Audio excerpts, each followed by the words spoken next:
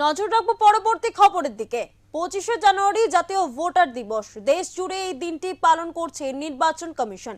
বিধানসভা ভোটের আগে এসআইআর ইস্যুতে উত্তাল বাংলা। খসড়া তালিকা শুনানি নিয়ে বিস্তর জল ঘোলা হচ্ছে। তার মধ্যে ভোটার দিবসে মন কি বাতে বার্তা দিয়েছেন প্রধানমন্ত্রী নরেন্দ্র মোদী। তরুণ সমাজের উদ্দেশ্যে প্রধানমন্ত্রী বলেন, গণতন্ত্রে অংশগ্রহণ এক গুরুত্বপূর্ণ দায়িত্ব। পাশাপাশি তিনি ভোটারদের গণতন্ত্রের আত্মা বলে অভিহিত করেন। জাতীয় ভোটার দিবস, নির্বাচন, নতুন ভোটার তালিকা এবং ভোটার তালিকার সংশোধন উপলক্ষে এই দিনটি পালন করে কমিশন। রবিবার দেশজুড়ে এই দিনটি পালন করছে নির্বাচন কমিশন। বাংলায় বিধানসভা নির্বাচন আসন্ন, তার আগে ভোটার তালিকার বিশেষ নিবিড় সংশোধনের কাজ চলছে। অভাব, অভিযোগ, পাল্টা অভিযোগের ভিত্তিতে উত্তাপ চড়ছে বাংলায়। পদ্ম শিবিরেরও পাখির চোখ বঙ্গভোট। এই আবহে জাতীয় ভোটার দিবসে বার্তা দিলেন প্রধানমন্ত্রী। রবিবার ছিল মন কি বাতের 130তম পর্ব।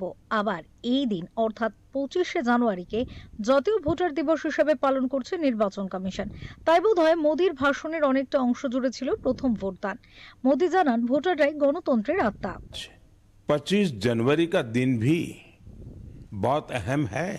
आज नेशनल वोटर्स डे है, मतदाता दिवस है। मतदाता ही लोकतंत्र की आत्मा होता है। তরুণ সমাজের উদ্দেশ্যে বিশেষ বার্তা দিয়েছেন প্রধানমন্ত্রী। জানিয়েছেন, 18 বছর হলেই যেন ভোটার তালিকায় নাম তোলা হয়। তিনি আরো বলেছেন, ভোটার হওয়া শুধুমাত্র একটি সাংবিধানিক অধিকার নয়, দায়িত্বও বটে। आज मतदाता दिवस पर मैं अपने युवा साथियों से फिर आग्रह करूंगा कि वे 18 साल का होने पर वोटर के रूप में खुद को जरूर रजिस्टर करें।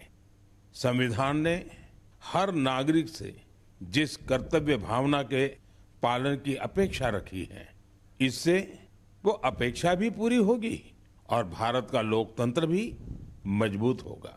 বাংলায় ভোটার লিস্ট থেকে নাম বাদ যাচ্ছে, চূড়ান্ত তালিকায় কি হয় তা নিয়ে চিন্তিত সাধারণ মানুষ। তাই প্রধানমন্ত্রীর উৎসাহের পরও বাংলায় ভোটার তালিকা এসআইআর ইস্যু নিয়ে আতঙ্ক থাকছেই।